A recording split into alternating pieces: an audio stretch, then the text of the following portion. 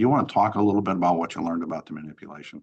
Yeah, absolutely. I went into ministry because of my dad. I was very, very close to him. Out of 11 children, I'm right in the middle. I'm the sixth of 11 kids. I was the closest to my dad. I was very, very close to him.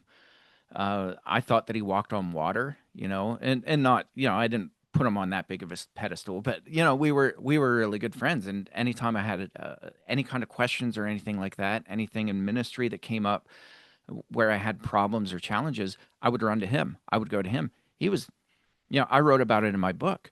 We had the ideal childhood. It was a great childhood. Um, it was full of laughter and love, and my dad wasn't a weirdo. He wasn't like this dude that you're like, oh my goodness, he's creepy. Stay away from him. He was the polar opposite. He was magnetic for both kids and adults. People just loved to be around him. He was smart, he was intelligent, he was funny. Um, and so this came out of my dad's own mouth. He told me, he said, if you're trying on the prevention side of things, if you're trying to figure out when we're lying, just assume that as soon as we open our mouths, it's a lie. And he said, that's every pedophile. He said, I can look people in the eye. He said, in fact, I did it my entire life. This came out of my dad's own mouth to me. He said, I could look any person in the eye and I could tell the biggest lie in the world. And he said, I could keep the straightest face. You would never know. You would never know that I'm lying.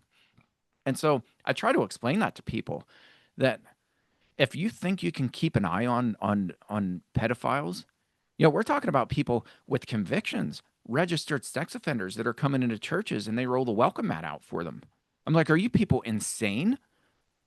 You know, uh, it just blows my mind because they'll say things like, well, we've been through a training, we've been through this 1 hour training, and we know what to look for. I'm like, no, you don't. I promise you, you don't.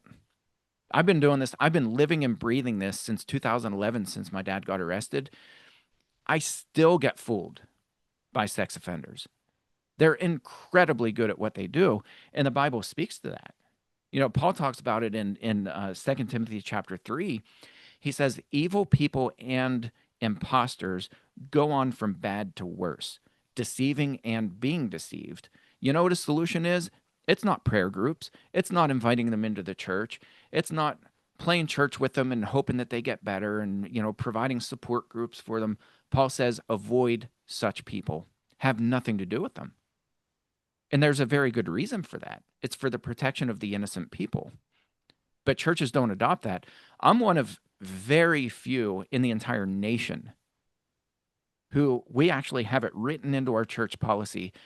If you are a registered sex offender, pedophile, you may not step foot inside of the church building when we have children here, period, under any circumstance whatsoever.